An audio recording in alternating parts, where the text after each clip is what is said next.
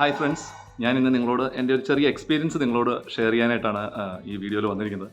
അപ്പോൾ ഇന്ന് ഞാൻ ഇന്നലത്തെ എൻ്റെ ഒരു ജേർണലിങ്ങിനകത്ത് എൻ്റെ ഇന്നത്തെ പ്രൈം ഗോളിലൊന്ന് ഒരു 50 കിലോമീറ്റേഴ്സ് റൈഡ് ചെയ്യണമെന്നുള്ള ഒരു ഗോളുണ്ടായിരുന്നു. അപ്പോൾ ആ ഒരു ഗോൾ ഇന്ന് അച്ചീവ് ചെയ്യാൻ വേണ്ടി ഇന്ന് ഞാൻ രാവിലെ എഴുന്നേറ്റപ്പോൾ എനിക്ക് ഭയങ്കര മോർണിംഗ് സിക്നസ് എന്ന് പറഞ്ഞാൽ ഇന്ന് രാവിലെ എഴുന്നേക്കാൻ ഒരു വിധത്തിലും എൻ്റെ ബോഡി എന്നെ അനുവദിക്കാത്തൊരു സ്റ്റേജ്. അപ്പം ഞാൻ ഓർത്ത് എനിക്കിനി പനിക്കുന്നതിൻ്റെ ആണോ അങ്ങനെ എന്തെങ്കിലും ആണോ ഞാൻ ഓർത്ത്. എന്തായാലും നമുക്ക് ഫിസിക്കൽ ഹെൽത്ത് വീക്ക് ആകുമ്പോൾ അങ്ങനെ ഒരു ഇത് വരാനും സാധ്യതയുണ്ട്. പക്ഷേ ഇതൊന്നുമല്ല. ഇന്നലെ എനിക്ക് ഒരു കേസ് ഉണ്ടായിരുന്നു. ഇന്നലെ ഒരു കേസ് വന്നു. ആ കേസുമായിട്ട് നമ്മൾ കേസ് സ്റ്റഡി എടുക്കുന്ന സമയത്ത് ആ ക്ലൈൻറ്റ് എന്നോട് പറഞ്ഞ ഒരു വേർഡിങ് എൻ്റെ ബ്രെയിനിൽ അല്ലെങ്കിൽ എൻ്റെ സബ് കോൺഷ്യസ് മൈൻഡിൽ ആക്ടിവേറ്റ് ആയതാണ്.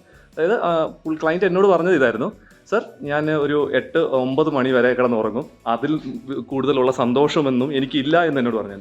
പക്ഷേ അത് അയാളുടെ സന്തോഷമായിരുന്നു. അപ്പോൾ ഞാൻ ഓട്ടോമാറ്റിക്കലി എൻ്റെ മൈൻഡിൽ ഞാൻ ചിന്തിച്ചു, ആഹാ അടിപൊളി ജീവിതമാണല്ലോ. ഞാൻ ചുമ്മാ ചിന്തിച്ചു.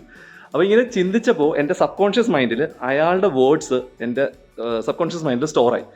ആ ഒരു റീസണാണ് എനിക്ക് ഇന്ന് രാവിലത്തെ എൻ്റെ മോർണിംഗ് സിക്നസ്. കാരണം ഞാൻ ഒരിക്കലും ഒരു നൈറ്റ് പേഴ്സൺ അല്ല, ഐ എ മോർണിംഗ് പേഴ്സൺ. എൻ്റെ എനർജി ഫ്ലോ ചെയ്യുന്നത് മൊത്തം മോർണിംഗ് ആണ്. അപ്പോൾ മറ്റുള്ളവരുടെ വേർഡ്സ് നമ്മുടെ ആക്ഷൻസിൽ എത്രമാത്രം ബാധിക്കുന്നുണ്ടെന്ന് ഒന്ന് മനസ്സിലാക്കി തരാനാണ് ഞാൻ ഇന്ന് ഈ ഒരു നിങ്ങളോട് ഇത് ഷെയർ ചെയ്യാമെന്ന് വിചാരിച്ചത്. രാവിലെ നിങ്ങൾ എന്തെങ്കിലും ഒരു ടാസ്ക് ചെയ്യുന്നതിന് മുന്നേ നിങ്ങളുടെ ബ്രെയിൻ നിങ്ങളെ പിടിച്ച് അല്ലെങ്കിൽ നിങ്ങളുടെ തോട്ട്സ് നിങ്ങളുടെ ആക്ഷൻസിനെ ഫോഗ് ചെയ്യുന്നുണ്ടെങ്കിൽ അല്ലെങ്കിൽ മറയ്ക്കുന്നുണ്ടെങ്കിൽ ദയവ് ചെയ്ത് നിങ്ങൾ ചെയ്യേണ്ട ആദ്യത്തെ ഒരു ഫോർമുല ഞാൻ പറഞ്ഞുതരാം.